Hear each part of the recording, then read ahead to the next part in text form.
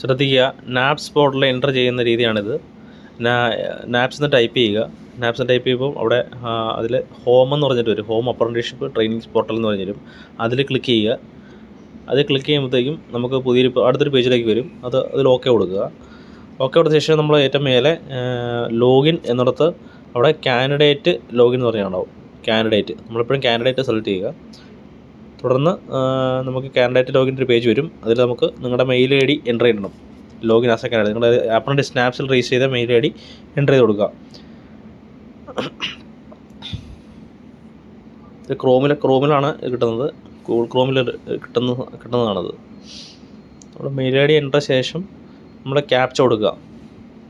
കറക്റ്റായിട്ട് mail I D അതുപോലെ തന്നെ എൻ്റർ ചെയ്ത ശേഷം താഴെയുള്ള ക്യാപ്ച അതുപോലെ തന്നെ അതേപടി എൻ്റർ ചെയ്ത് കൊടുക്കുന്നതാണ്.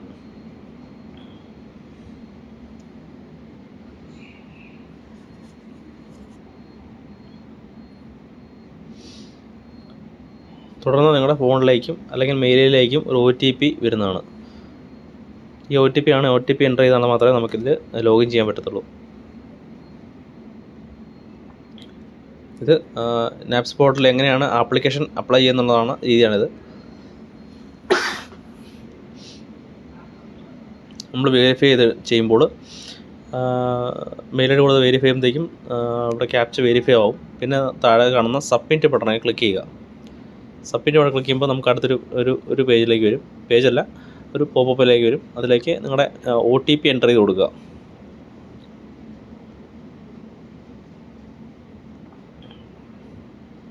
ചിലപ്പോൾ 6 ഒരു OTP ആയിരിക്കും വരുന്നത് കൂടുതലും.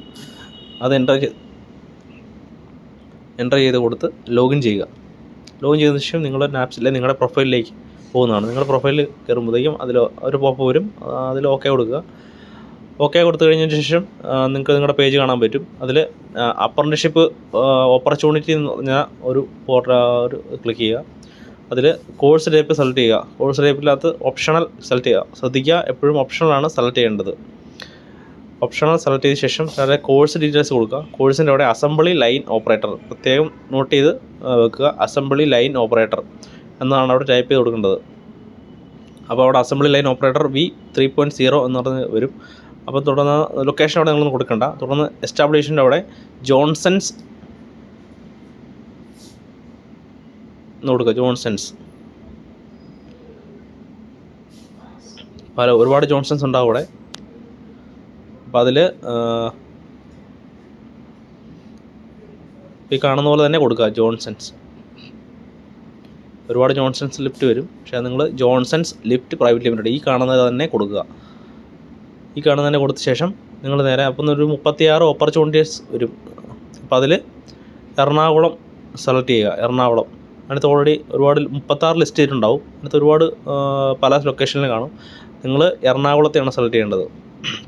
കണ്ടോ, എറണാകുളത്താണ് സെലക്ട് ചെയ്യേണ്ടത്. അതിൽ അപ്ലൈ ചെയ്യുക. അപ്ലൈ കൊടുക്കുക.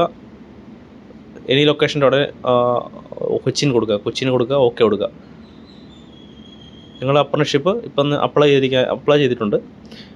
അടുത്തത് സൈനിങ് പ്രോസസ്സ്.